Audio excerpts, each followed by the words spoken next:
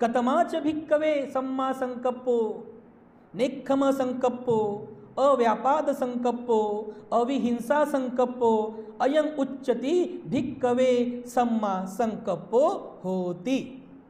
महासतीपटान सुत्तामध्ये सांगितलेलं आहे बुद्धाचं वचन की सम्यक संकल्प कसा होतो बघा. तर या सुत्तामध्ये या वचनामध्ये भगवान बुद्ध म्हणतात, संपूर्ण विश्वाला सुख शांती मानवता तथा दुःखमुक्तीचा आर्य संदेश देणारे विश्व शांतिदूत महाकारुणिक तथागत भगवान सम्यक संबुद्ध यांना त्रिवार अभिवादन करतो. तथागतांनी समग्र मानवजातीच्या दुःखमुक्तीसाठी उपदेशिलेला महान सद्धम्म अर्थात बौद्ध धम्म तथा या सद्धम्माचा अविरतपणे प्रचार आणि प्रसार करणारा तथागतांद्वारा स्थापित सदा पूजनीय भिक्खू संघ, या पूजनीय भिक्खू संघाला त्रिवार अभिवादन करतो. ज्यांच्या अथांग अमर्याद त्याग प्रभावामुळे या भारतभूमीला बुद्धभूमीचे रूप पुन्हा एकदा प्राप्त झालं, असे बौद्ध धम्माचे पुनरुद्धारक तुम्हा आम्हा सर्वांचे उद्धार करते प्रज्ञासूर्य बोधिसत्व डॉक्टर बाबासाहेब आंबेडकर यांच्या समग्र धम्मक्रांतीमध्ये जीवनाच्या शेवटच्या श्वासापर्यंत समर्पित राहून. आजच्या या मंगलमय प्रसंगी संघरत्न बुद्धविहार मयूर पार्क औरंगाबाद या ठिकाणी उपस्थित आपण सर्व धम्म उपासक धम्म उपासिका आपल्या सर्वांप्रती मी सर्वप्रथम अनंत मंगल कामना मंगल आशीष अर्पण करतो आणि आजच्या या वर्षावासकालीन धम्मदेसनेला सुरुवात करतो.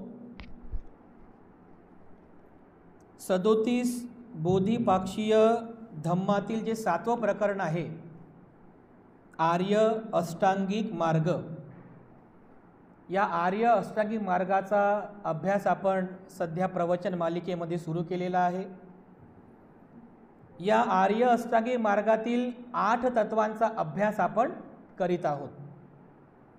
मागील प्रवचनामध्ये या आर्य अष्टांगिक मार्गातील जे पहिलं तत्व आहे सम्मा दिठ्ठी म्हणजे सम्यक दृष्टी, त्या सम्यक दृष्टीला आपण थोडं जाणून घेण्याचा त्याचा अभ्यास करण्याचा प्रयत्न केला की सम्यक दृष्टी किती महत्त्वाची आहे या मानवी जीवनामध्ये, किंबहुना एका बोधिसत्वाला बुद्धत्व प्राप्त करण्यासाठी सुद्धा सम्यक दृष्टी किती लाभदायी ठरते, असं आपण एकंदरीत अशा प्रकारचा एक अभ्यास मागच्या प्रवचनामध्ये केलेला आहे.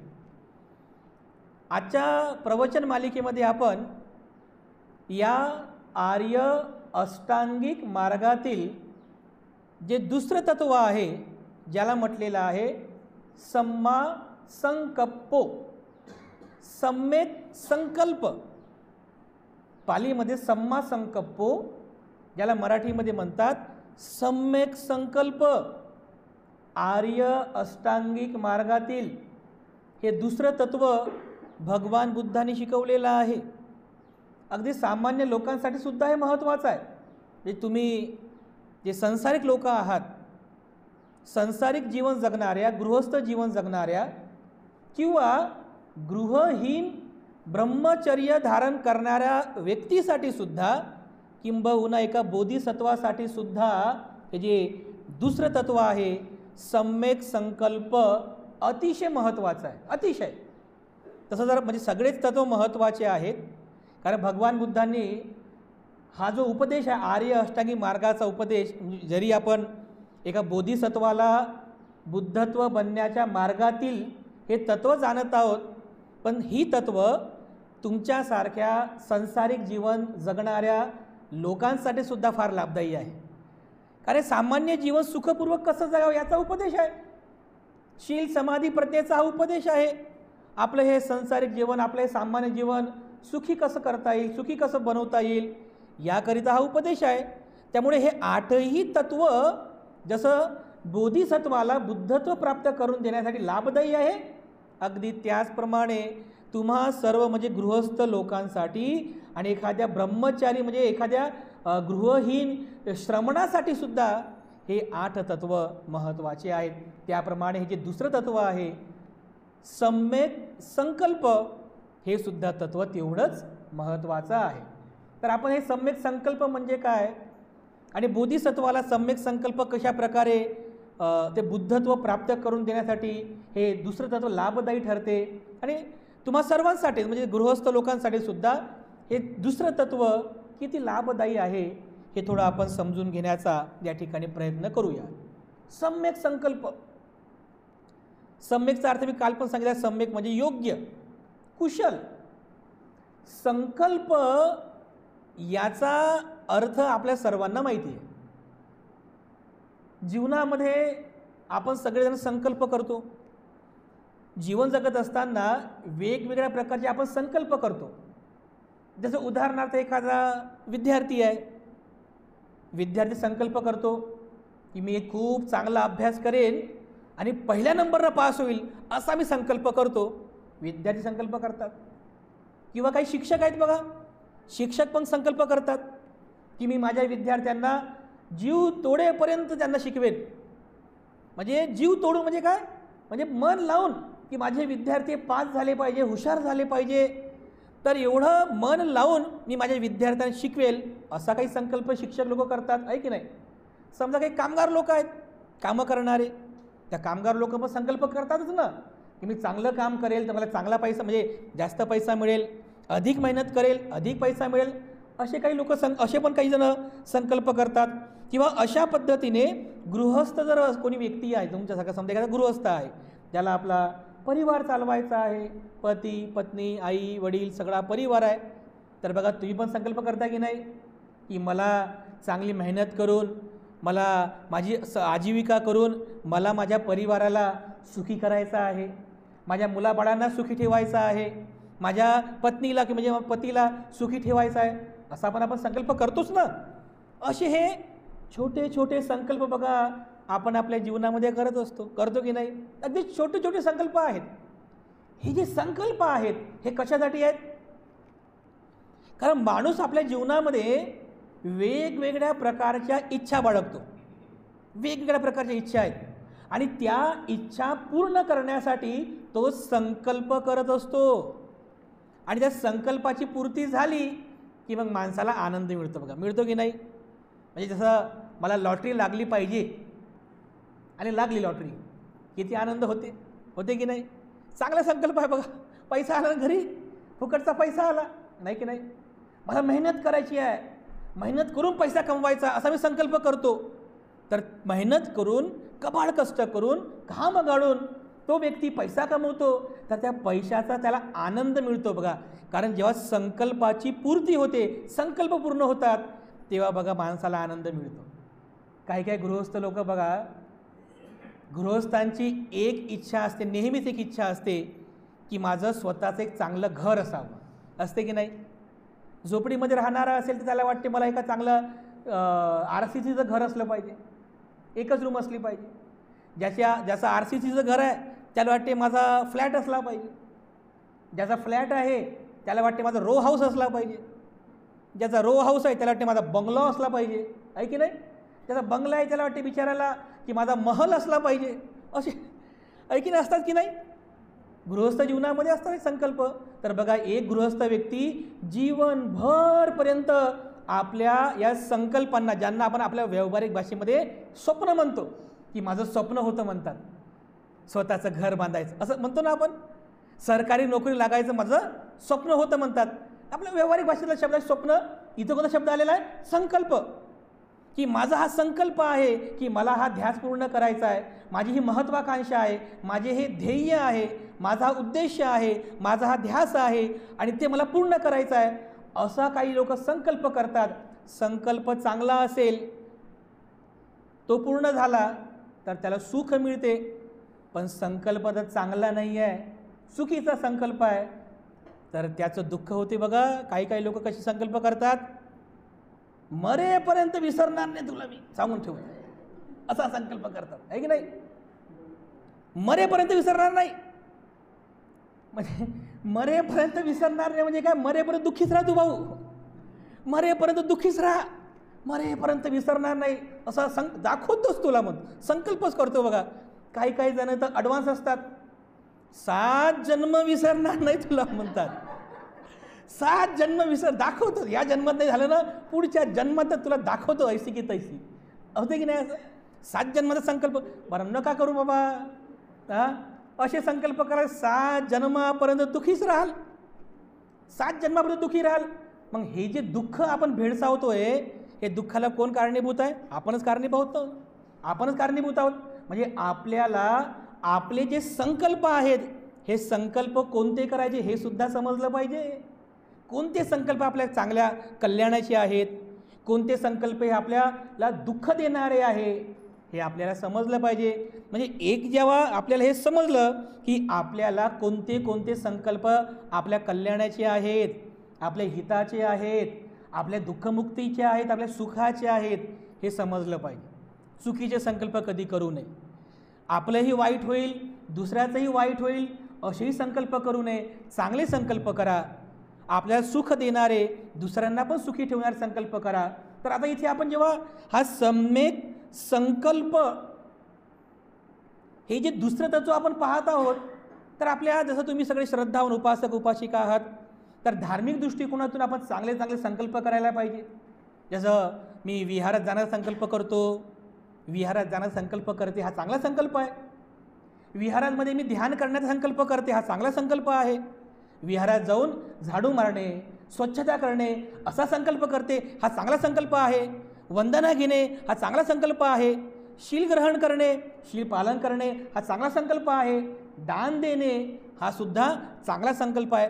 असे चांगले संकल्प करा. म्हणजे आपल्या या सामान्य जीवनामध्ये, जसं मी तुम्हाला अगोदर बोललो की आपलं हे जे संसारिक सामान्य जीवन आहे, हे सामान्य जीवनामध्ये सुद्धा अनेक प्रकारचे संकल्प आपल्याला सुखी करतात बघा. त्याच्यातले हे काही संकल्प आहेत जे आपल्याला सुख देतात. चांगले संकल्प करा. तर ज्या अर्थी आपण इथे 37 बोधिपाक्षीय धम्माच्या अंतर्गत आपण या आर्य अष्टांगिक मार्गाचा अभ्यास करीत आहोत, तर थोडं तात्विकदृष्ट्या सुद्धा आपण जाणून घेऊया. कारण तत्त्वज्ञान आहे ना, बाकी त्या व्यावहारिक गोष्टी समजतात आपल्याला. पण बुद्धानं काय सांगितलं? एका साधकाला, म्हणजे तो धम्मचारी आहे, धम्म अनुयायी आहे, त्याने कोणते संकल्प करावे की जेणेकरून तो सुखी होईल, तो दुःखमुक्त होईल? त्याने कोणते संकल्प करावे? तर भगवान बुद्धांनी हा उपदेश केलेला आहे. तुम्ही ते सतीपठाण सुत्त वाचलं असेल, म्हणजे पठन केलं असेल. महासतीपठाण सुत्त पण आहे. तर याच महासतीपठाण सुत्तामध्ये भगवान बुद्धांनी या आर्य अष्टांगिक मार्गाचं विवेचन केलं, स्पष्टीकरण केलं. तर काय म्हणतात भगवान बुद्ध? एक साधक, म्हणजे जो ध्यान करणारा जो आहे साधक, एक साधक किंवा धम्माचा अनुयायी किंवा तुमच्यासारखा कोणी उपासक उपासिका, यांच्याकरिता कोणते संकल्प चांगले आहेत? तर भगवान बुद्धांचं एक वचन आहे. बुद्धानं सांगितले ते वचन मी तुम्हाला बोलून दाखवतो बघा. पाली वचन आहे, भगवान बुद्धांचं वचन आहे. महासतीपठाण सुत्तामध्ये बुद्ध म्हणतात, कतमाच भिक्कवे सम्मा संकप्पो नेक्खम संकप्पो अव्यापाद संकप्पो अविहिंसा संकप्पो अयं उच्चती भिक्कवे सम्मा संकप्पो होती. महासतीपठाण सुत्तामध्ये सांगितलेलं आहे बुद्धाचं वचन की सम्यक संकल्प कसा होतो बघा. तर या सुत्तामध्ये, या वचनामध्ये भगवान बुद्ध म्हणतात, कतमाच भिक्कवे सम्मा संकप्पो. भिक्खूंनो, सम्यक संकल्प कसा होतो? कतमाच भिक्कवे सम्मा संकप्पो. पुढे बुद्ध म्हणतात, नेखम्म संकप्पो, नैष्क्रम्याचा संकल्प करणे. अव्यापाद संकप्पो, अव्यापाद असण्याचा संकल्प करणे. अविहिंसा संकल्पो, अहिंसा म्हणजे हिंसा न करणे, अहिंसेचा संकल्प. अयंगुच्चती भिक्कवे, अशा प्रकारे सम्मा संकप्पो होती ती. समजलं? म्हणजे या पाली वचनांमध्ये भगवान बुद्धांनी 3 प्रकारचे संकल्प करायला सांगितलेले आहेत. 3 प्रकारचे संकल्प. कोणते कोणते? नैष्क्रम्य संकल्प, दुसरं अव्यापाद संकल्प आणि तिसरं अविहिंसा म्हणजे अहिंसेचा संकल्प. हे 3 संकल्प भगवान बुद्धांनी शिकवलेले आहेत. हे तात्विक पण आपण समजून घेतलं पाहिजे. पहिला आहे नैष्क्रम्य संकल्प. प्रत्येक साधकाने, धम्म अनुयायीने, जो धम्मचारी आहे, उपासक उपासिकांनी सुद्धा, म्हणजे तुम्ही सुद्धा हा पहिला संकल्प करायला पाहिजे, ज्याला म्हटलेला आहे नैष्क्रम्य संकल्प. नैष्क्रम्य ही पारमिता सुद्धा आहे बरं बुद्धांची, बोधिसत्वाची. नैष्क्रम्य याचा अर्थ होतो सर्वस्वाचा त्याग करणे. सर्वस्वाचा त्याग याचा अर्थ होतो सर्वस्वाचा त्याग करणे. ज्याप्रमाणे सिद्धार्थ बोधिसत्वाने सर्वस्वाचा त्याग केला आणि वयाच्या 29व्या वर्षी निष्क्रमण केलं, महाभिनिष्क्रमण केलं. म्हणजे काय? त्याने घर दार परिवार आपलं सगळं गणगोत सगळ्याला सोडून दुःख मुक्तीचा मार्ग शोधण्यासाठी महाभिनिष्क्रमण केलं. निष्क्रमण पारमिता ती त्यांनी पूर्ण केली. निष्क्रमण केलं. बघा, हाच तो शब्द आहे. निष्क्रमण म्हणजे काय? त्याग करणे. याचा संकल्प करा. आता याचा अर्थ असा नाही की भंतेजी म्हणतात निष्क्रमण करा, घरदार सोडायसाठी बुद्ध, असं नका करू.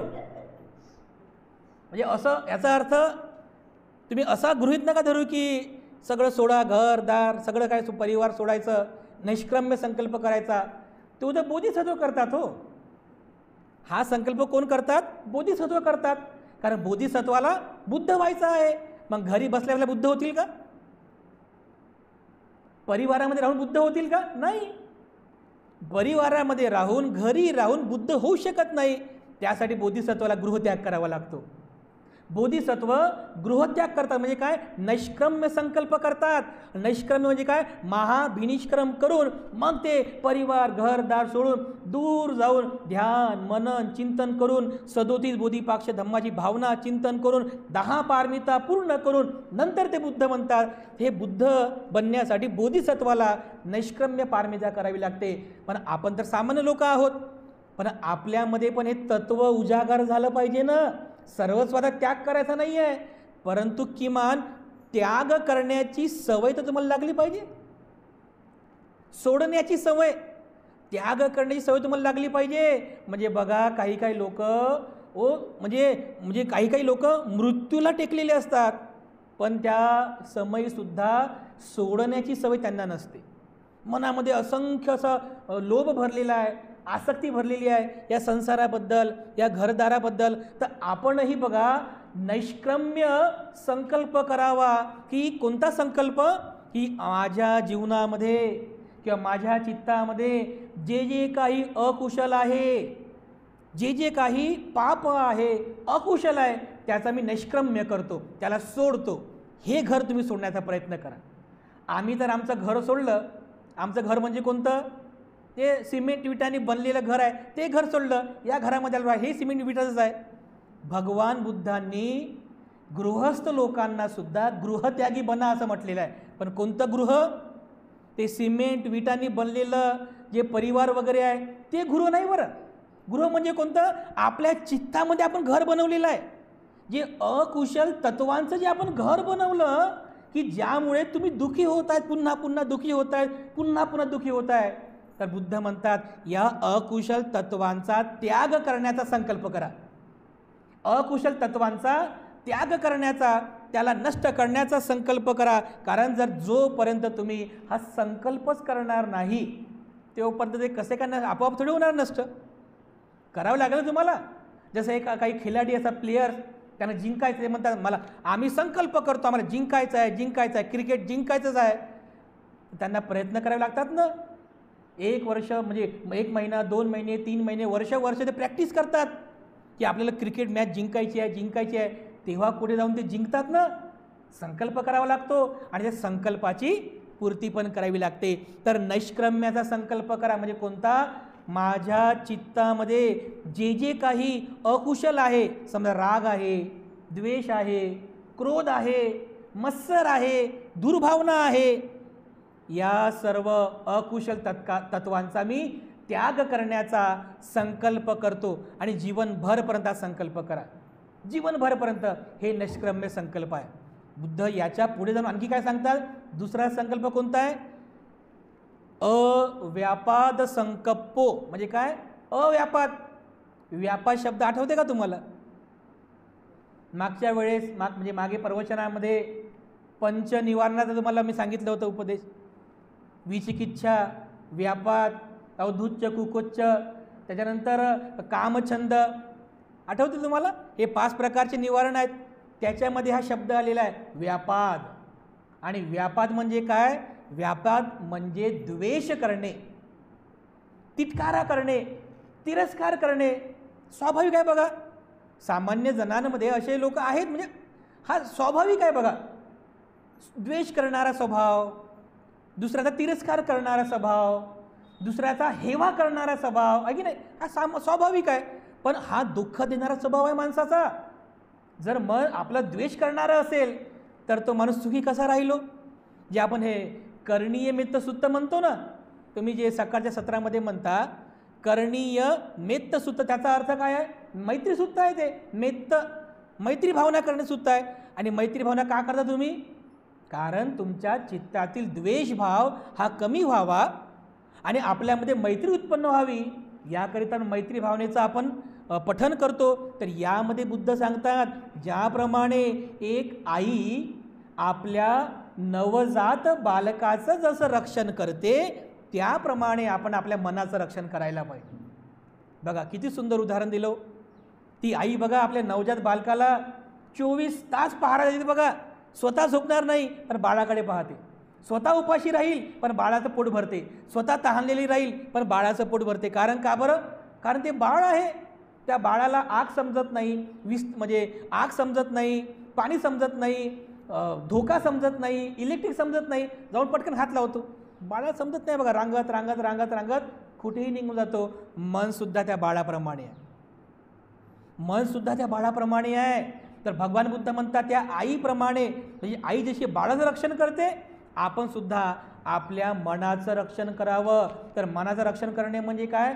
मनामध्ये जो द्वेष करणारा जो स्वभाव आहे तो कमी झाला पाहिजे. द्वेष करणारा स्वभाव, कारण जे लोक द्वेष करतात ना त्यांचं आयुष्य कमी होते, चेहऱ्यावरचं सौंदर्य कमी होते, त्यांचं सुख कमी होते, त्यांचं बल कमी होते. द्वेष केल्यामुळे बघा आपला लॉस आहे बघा. आयु, वन्नो, सुखं, बलं, 4 गोष्टींचा लॉस होतो फक्त द्वेष केल्यामुळं. द्वेष करणारा स्वभाव असल्यामुळं. तर भगवान बुद्ध काय म्हणतात? कोणता संकल्प करा? अव्यापाद संकल्पो. व्यापाद म्हणजे द्वेष करणे, अव्यापाद म्हणजे अद्वेष, म्हणजे द्वेष करायचं नाही, अद्वेष आहे. अव्यापाद संकल्पो, मी कोणाचाही द्वेष करणार नाही असा तुम्ही संकल्प करा. हे महासतीपणा सूत्रातलं संदर्भ आहे बघा. मी कोणाचा द्वेष करणार नाही, कोणाचा तिरस्कार करणार नाही, कोणाचा हेवा करणार नाही, तिटकारा करणार नाही असा तुम्ही संकल्प करा. हा दुसरा संकल्प आहे. अव्यापाद संकल्पो दुसरा संकल्प आहे. तिसरा संकल्प बुद्ध सांगतात अविहिंसा संकल्पो. अहिंसेचा संकल्प करा. हे सुद्धा महत्त्वाचं आहे बघा. सामान्य जीवन जगताना कितीतरी लोक असे आहेत की जे लोक हिंसेच्या मार्गाचा अवलंब करतात, हिंसा करतात बघा. हिंसेचा मार्ग दुराचरणाचा मार्ग आहे बघा, तो अकुशल मार्ग आहे. तर बुद्ध काय म्हणतात? आपलं हे सामान्य जीवन जगताना सुद्धा तुम्ही हा पण एक संकल्प करा, मी कधी कोणाची हिंसा करणार नाही. बघा लोक किती हिंसा करतात. रागाच्या भरात येऊन हिंसा करतात, कधी कधी द्वेषाच्या भरात येऊन हिंसा करतात, भयानक क्रोध उत्पन्न झाला तर हिंसा करतात बघा. तर बुद्ध म्हणतात की हिंसा करणे अकुशल कर्म आहे. कारण जे आपण शील ग्रहण करतो ना, तुम्ही पंचशील ग्रहण करा, अष्टशील ग्रहण करा किंवा दशशील ग्रहण करा. पहिले तो जो कोणता आहे? पानाती पाता वेरमणी सिक्खापदं समा. इथून सुरुवात झालेली आहे. इथून सुरुवात आहे बघा. हे बुद्धानं धम्मा म्हणजे या धम्म मार्गातील किंवा शील मार्गाचं पहिलंच तत्व सांगितलेलं आहे. गृहस्थ असो की गृहत्यागी असो की बोधिसत्व असो, त्यासाठी अहिंसा हे तत्व महत्त्वाचं आहे बघा. अविहिंसा संकल्पो, तुम्ही अहिंसेचा संकल्प करा की मी आजीवन कधीही हिंसा करणार नाही, मी आजीवन कधी कोणत्या प्राण्याला मारणार नाही, कोणत्या प्राण्याची जीवाची हिंसा करणार नाही किंवा दुसऱ्याला हिंसा करण्यासाठी प्रवृत्त करणार नाही, हा संकल्प करा. असे हे संकल्प आपल्या कामाचे आहेत, असे संकल्प आपल्या लाभाचे आहेत, आपल्या फायद्याचे आहेत. असे हे 3 संकल्प भगवान बुद्धाने सांगितलेले आहेत महासतिपठान सुत्तामध्ये. पुन्हा सांगतो बघा, नेखम्म संकल्पो, नैष्क्रम्य संकल्प करा, अकुशलाचा त्याग करण्याचा संकल्प. दुसरं अव्यापाद संकल्प म्हणजे काय, अद्वेषाचा संकल्प करा, म्हणजे द्वेष कधीही करणार नाही असा संकल्प करा. अविहिंसा संकल्पो, अहिंसेचा संकल्प करा, मी कधीही हिंसा करणार नाही अशा प्रकारचा संकल्प करा. अयं उच्चती भिक्कवे सम्मा संकल्प होती. आणि अशा प्रकारे तुमचा सम्यक संकल्प पूर्ण होतो बघा. हे मुख्यतः 3 संकल्प आपण करायला पाहिजे. 3 संकल्प करा, कारण हे 3 संकल्पच आपल्याला या सम्यक संकल्प तत्वाची पूर्तता करतात. आता आपला किती मोठा आदर्श आहे बघा बोधिसत्वांचा. भगवान बुद्ध म्हणजे बोधिसत्व सिद्धार्थांचा केवढा मोठा आदर्श आहे. भगवान बुद्धांनी म्हणजे सिद्धार्थांनी वयाच्या 29व्या वर्षी गृहत्याग केला, ते तर बोधिसत्व होते. जसं मी तुम्हाला अगोदर सांगितलं की बोधिसत्व जरी गृहस्थ जीवनामध्ये असले तरी ते काहीतरी निमित्त येते, ते गृहत्याग करतातच. एक निमित्त असते बघा. याही पूर्वी जातकांमध्ये सिद्धार्थ म्हणजे बोधिसत्वाने अनेक वेळेस गृहत्याग केला. सिद्धार्थाने सुद्धा वयाच्या 29व्या वर्षी गृहत्याग केला. ते केवळ एक निमित्त होतं. ते रोहिणी नदीचं पाण्याचा वाद सुरू झाला किंवा जे 4 गोष्टी बघितल्या आहे की नाही, 4 तत्व बघितले, त्यांनी वयाच्या 29व्या वर्षी गृहत्याग केला. हे तर फक्त निमित्त आहे. पण बोधिसत्व यांचा हा संकल्पच असतो, मला गृहत्याग करायचा आहे. का ते जास्त वेळपर्यंत गृहस्थ जीवनामध्ये म्हणजे रममान राहू शकत नाही बघा. कारण त्यांची ते पारमी बल असते ना, त्यांच्यामध्ये ते पारमी बल असते. ते बरोबर एखादं निमित्त आलं की बरोबर गृहत्याग करतात, ध्यान मनन चिंतन करून बुद्ध बनतात. तर असंच एक निमित्त आलं, रोहिणी नदीच्या पाण्याचा वाद आला, एक निमित्त ठरलं आणि सिद्धार्थ बोधिसत्वाने गृहत्याग केला. हा त्यांचा संकल्प होता. हे सहज झालेलं नाही आहे बघा. ते जरी निमित्त असेल ना, पण हा बोधिसत्वांचा संकल्प असतो की मला गृहत्याग करायचा आहे, मला गृहत्याग करायचा आहे. आणि गृहत्याग करण्याचा संकल्प करतात. इथे बघा म्हणजे बौद्ध साहित्यामध्ये या गृहत्यागाच्या घटनेला महाभिनिष्क्रमण असं म्हटलेलं आहे. महाभिनिष्क्रमण, निष्क्रमण म्हणजे काय, सोडून जाणे, निष्क्रमण सोडून जाणे. पण सिद्धार्थ बोधिसत्वाने जे काही घरदार सगळं जे काही सोडलं ना, त्याला महाभिनिष्क्रमण म्हणतात. म्हणजे बघा बोधिसत्वाने एवढा मोठा राजपाट, घरदार, आपला परिवार, एवढी अमाप संपत्ती, या सगळ्याचा सर्वस्वाचा त्याग केला, महाभिनिष्क्रम केलं वयाच्या 29व्या वर्षी. हा संकल्प आहे त्यांचा, हा त्यांचा सम्यक संकल्प आहे. गृहत्याग केला, 6 वर्ष खडतर तपश्चर्या केली, बुद्धगयाला गेले, सुजाताकडून खीर ग्रहण केली, त्या बोधिवृक्षाखाली बसले ध्यान करायला. तर तिथे पण बघा संकल्प केला, तिथे पण संकल्प केला सिद्धार्थाने. जेव्हा त्या झाडाखाली बसले, सर्व झाडाखाली बसले, डोळे लावतात, पाठीचा कणा सरळ करून ध्यानस्थ अवस्थेत संकल्प करतात की आता संकल्प काय करतात, आता माझं रक्त सुकून गेलं तरी चालेल, माझ्या या शरीरातील जी मज्जा आहे ती सुकून गेली तरी चालेल, फक्त हाडे शिल्लक राहिली तरी चालेल, मला मृत्यू आला तरी चालेल, पण जोपर्यंत मला बुद्धत्वाची प्राप्ती होत नाही तोपर्यंत मी माझं आसन सोडणार नाही, असं अधिष्ठान घेतात बघा. ते याला म्हणतात वज्र संकल्प. पारमीच्या भाषेमध्ये याला अधिष्ठान म्हणतात, जे कधी तुटत नाही, त्यालाच म्हणतात वज्र संकल्प. असा वज्र संकल्प केला म्हणजे मृत्यू आला तरी चालेल, मी माझं आसन सोडणार नाही. तर बघा मारसेना आली, मारसेना पाहते, मारसेनासोबत युद्ध झालं, महारसेना हरली, पुढे ध्यान मनन चिंतन करतात, सरतेशेवटी बोधिसत्व बुद्धत्व प्राप्त करून घेतात. कशाच्या भरोशावर? कोणतं बल आहे? हे सम्यक संकल्प आहे बघा. हा सम्यक संकल्प त्या म्हणजे वज्र संकल्प केला सिद्धार्थ गौतमानी. ती एवढंच नाही तर बघा आणखी पुढे पण सिद्धार्थ म्हणजे बुद्ध होतात, तर बुद्ध झाल्यानंतर उपदेश करण्याचा पण संकल्प करतात. बरोबर आहे. आता मी माझा उपदेश कोणाला करू? संकल्प करतात की लोकांपर्यंत माझा हा धम्म गेला पाहिजे. तर आलार कालामध्ये स्मरण करतात, उद्धक रामपुत्राचं स्मरण करतात. शर्ते शेवटी ते कुठे जातात? सारनाथला जातात. तिथे जाऊन ते त्या पंचवग्य परिव्राजकांना त्यांच्या बुद्धत्व ज्ञानाचा धम्मचक्र प्रवर्तनाचा उपदेश करतात. हा त्यांचा संकल्प आहे. म्हणजे बोधिसत्व जे असतात ते प्रत्येक ठिकाणी संकल्प करतात. अगदी गृहत्यागाचा संकल्प करतात, बुद्धत्व प्राप्तीचा संकल्प करतात, धम्म प्रचार आणि प्रसाराचा पण संकल्प करतात. तर संकल्प स्वतःही करतात आणि भिक्खूंना पण सांगितलं की भिक्खूंनो संकल्प करा, लोकांवर अनुकंपा करत चला, लोकांवरती अनुकंपा करा. कारण हे जे लोक आहेत हे अज्ञानी आहेत, हे लोक अविद्येने ग्रासलेले आहेत, यांच्यावरती अनुकंपा करा. अनुकंपा करून यांना धम्माचा उपदेश करा. हा संकल्प आहे बघा भगवान बुद्धांनी केलेला. अशा प्रकारचे संकल्प भगवान बुद्धांनी केले. आपण याचे संकल्प करावे.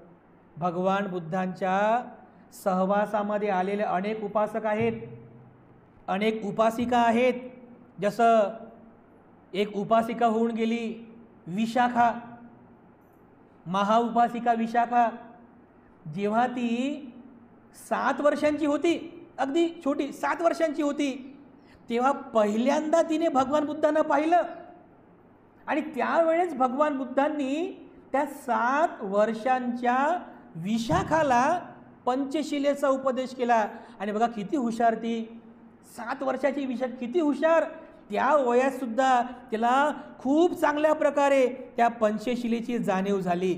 आणि तिने तिथे संकल्प केला बघा, 7व्या वर्षात असताना तिथे संकल्प केला की मी आजीवन या पंचशिलेचं पालन करेन. आजीवन पंचशिलेचं. अरे बा, 7व्या वर्षामध्ये काय तिची बुद्धिमत्ता, काय तिची श्रद्धा. जेव्हा ती मोठी झाली, मोठी झाल्यानंतर तिने काय संकल्प केले? तर विशाखा चरित्रामध्ये एक संकल्प आलेले आहेत. विशाखेने 5 संकल्प केले होते. महाउपासिका विशाखेने तिच्या जीवनामध्ये 5 प्रकारचे संकल्प केले होते. कोणते कोणते? तिने संकल्प केला होता की बुद्ध प्रमुख भिक्खू संघाकरिता एक चांगलं सुंदर असं विहार बांधून मला ते दान द्यायचं आहे, असा पहिला संकल्प केला होता. दुसरा, त्या विहारामध्ये बुद्ध प्रमुख भिक्खू संघाला यथेच्छ असं स्वादिष्ट भोजन मी देणार, असा संकल्प केला होता. त्याच विहारामध्ये येणाऱ्या जो भिक्खू संघ, बुद्ध प्रमुख भिक्खू संघ आहे, त्याला मी चिवराचंही दान करेल, असा तिसरा संकल्प केला होता. एवढंच काय, तर त्या विहारामध्ये भगवान बुद्ध ज्या आसनावरती बसतील त्या आसनावरती, जसं याला काय म्हणतो आपण, गालिचा, बुद्ध ज्या आसनावर बसतील ते आसन आणि बुद्ध जिथे पाय ठेवतील त्या ठिकाणी गालिचा देण्याचा संकल्प तिने केला होता. एवढंच काय, तर आजीवन मी भिक्खू म्हणजे बुद्ध प्रमुख भिक्खू संघाची सेवा करेल, अशा प्रकारचा 5वा संकल्प तिने केला होता. तर बघा, तिने 5ही संकल्प पूर्ण केले. श्रावस्तीमध्ये तिने पूर्वाराम विहार दान दिलं, भिक्खू संघाच्या भोजनाची व्यवस्था केली, चिवरदानाची व्यवस्था केली, तिने गालीचे दान दिले त्या विहारामध्ये. एवढंच काय, तर मरेपर्यंत म्हणजे तिच्या शेवटच्या क्षणापर्यंत तिने भिक्खू संघाची सेवा करत राहिली. काय तिचे संकल्प होते? तिच्या त्या सम्यक संकल्पामुळे बघा तिच्यातली पुण्य पारमिता वाढली, ती श्रोतापन्न झाली, त्या जीवनात श्रोतापन्न झाली. अनाथ पिंडकाचं उदाहरण घ्या. अनाथ पिंडकाने सुद्धा, महाउपासक अनाथ पिंडक, त्यानेही संकल्प केला. त्याची श्रद्धा बघा, संकल्प केला की काही होऊ द्या, मी गरीब झालो तरी चालेल, पण माझ्याकडे जो पैसा आहे तो पैसा संपला तरी चालेल, पण श्रावस्तीमध्ये एक सुंदर असं विहार बांधून मला बुद्ध प्रमुख भिक्खू संघाला दान द्यायचं आहे, असा संकल्प केला. संकल्प करता करता करता करता श्रावस्तीला आला. ते जेतकुमार राजाचं ते जेतवन बघितलं आणि त्या जेतवनाला घेण्यासाठी ती कथा आपण वाचली बघा. बैलगाड्या भरू त्याने मोहऱ्या आणल्या, बैलगाड्या भरून मोहऱ्या आणल्या. त्या संपूर्ण जमिनीवर त्याने सोन्याच्या मोहऱ्या अंतरल्या. काय प्रेरणादायी कथा आहे. अनाथ पिंडकाचा दानशूरपणा बघा. ते जेतवन दान करण्याचा संकल्प अनाथ पिंडकाने केला आणि सरते शेवटी बघा अनाथ पिंडकाने सुद्धा बुद्ध प्रमुख भिक्खू संघाला आपल्या संकल्पपूर्तीचा तो जेतवनाचं दान केलं. उदाहरण आहे बघा, हे आपल्यासाठी प्रेरणादायी उदाहरण आहे. विशाखेचं उदाहरण आपल्या सर्वांना प्रेरणादायी आहे. अनाथ पिंडकाचं उदाहरण आपल्या सर्वांसाठी प्रेरणादायी आहे. आणि सर्वात मोठं प्रेरणास्थान तर बोधिसत्व डॉक्टर बाबासाहेब आंबेडकर आहेत बघा आपल्यासाठी. त्यांनी पण संकल्प केले आपल्या जीवनात. म्हणजे बघा बोधिसत्व कसे संकल्प करतात. कारण संकल्पाशिवाय आपण काहीच करू शकतो. संकल्प करणं फारच आवश्यक आहे. तर बोधिसत्व डॉक्टर बाबासाहेब आंबेडकर सुद्धा संकल्प करतात समाज उद्धारण्याचा, लोकांचं भलं करण्याचा. तर बडोद्याला गेले, तो प्रसंग तुम्ही ऐकला असेल, वाचला असेल. बडोद्याला गेले, टाय कोट सूट बोटामध्ये बाबासाहेब आहेत, उच्च विद्या विभूषित आहेत. पण तिथे जातीचे चटके त्यांना सहन करावे लागले. तो छोटासा म्हणजे तो कारकून सुद्धा बाबासाहेबांसोबत जातीवाचक पद्धतीने बोलतो. पारशी धर्मशाळेत सुद्धा राहू दिलं जात नाही. बाबासाहेबाचा केवळ जातीमुळे अपमान झाला. बाबासाहेब खिन्न होतात, उदास होतात, एका झाडाखाली जाऊन बसतात आणि तिथे विचार करतात की मी एवढा उच्च विद्या विभूषित असूनही मला जर जातीमुळं एवढा अपमान सहन करावा लागतो तर माझ्या समाज बांधवांचं काय हाल असतील हो. माझ्या समाज बांधवांचे काय हाल असतील विचार करतात. आणि तिथेच बघा ज्याला आपण संकल्पभूमी म्हणतो बघा, की जिथे बाबासाहेब आंबेडकरांनी संकल्प केला, बडोद्यामध्ये आजही ते ठिकाण आहे. तिथे संकल्प केला बाबासाहेब आंबेडकरांच्या झाडाखाली बसून, उदास आहेत पण संकल्प करतात की आजपासून मी माझं संपूर्ण जीवन माझ्या लोकांचा उद्धार करण्यासाठी व्यतीत करेल. समाजाचा उद्धार केला. तिथून मग चळवळ सुरू केली आपला उद्धार करण्याचा संकल्प आहे बाबासाहेबांचा. महाडचा 14 तळ्याचा सत्याग्रह केला, मंदिराचा सत्याग्रह केला, चळवळ सुरू केली, वर्तमानपत्र सुरू केले, भारताचं संविधान लिहिलं, बौद्ध धम्माची दीक्षा दिली, बुद्ध धम्माचा पुनरुद्धार केला, पुनर्जीवन केलं. बाबासाहेबांनी केलेला संकल्प आहे. एक बोधिसत्व संकल्प करतो आणि सर्व असंख्य लोकांचा उद्धार करतो. हा बाबासाहेब संकल्प आहे बघा. बोधिसत्व डॉक्टर बाबासाहेब आंबेडकरांनी केलेला हा संकल्प आहे. असे जर संकल्प आपण केले म्हणजे एवढं मोठ्या तात्विक स्वरूपात तर आपण नाही करू शकत, कारण बोधिसत्वाचं ते तत्व आहे. पण किमान आपणही आपल्या या सामान्य जीवनामध्ये काही छोटे असे चांगले संकल्प करत गेलो आणि त्या चांगल्या संकल्पांना पूर्ण करण्यासाठी प्रयत्न केले तर नक्की बघा त्या संकल्पपूर्तीचा तुम्हालाही आनंद मिळेल, तुम्हाला सुख मिळेल. तर भगवान बुद्धांनी एका उपदेशामध्ये सांगितलेलं आहे की म्हणजे उपासक आणि उपासिकांनी सुद्धा त्यांच्या जीवनामध्ये किमान हे 2 संकल्प करायला पाहिजे कमीत कमी. बाकीचं सगळं आवश्यक आहेच. पूर्ण आर्य अष्टांगिक मार्गाचं तत्वच महत्त्वाचं आहे. शील समाधी प्रज्ञा महत्त्वाची आहे. धम्माचं आचरण महत्त्वाचं आहे. पण किमान तुम्ही लोकांनी आपल्या जीवनामध्ये कमीत कमी 2 संकल्प केलेच पाहिजे.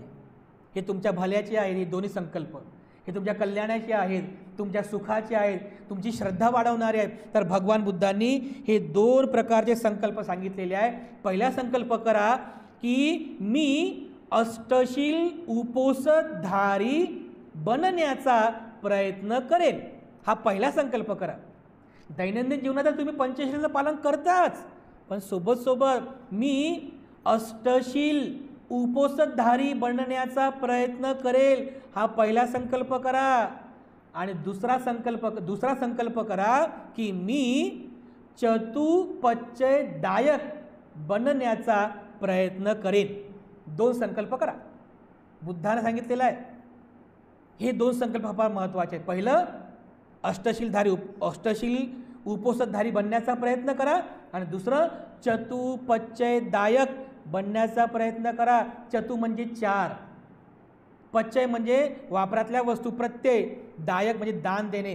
4 वस्तूंचं दान देण्याचं जे लोक दान देतात 4 प्रकारच्या वस्तू याला चतुपच्चयदायक म्हणतात. पहिलं भोजन दान, दुसरं चिवराचं दान, तिसरं औषधीचं दान, चौथं निवासाचं दान, त्याला शयनासनाचं दान म्हटलेलं आहे.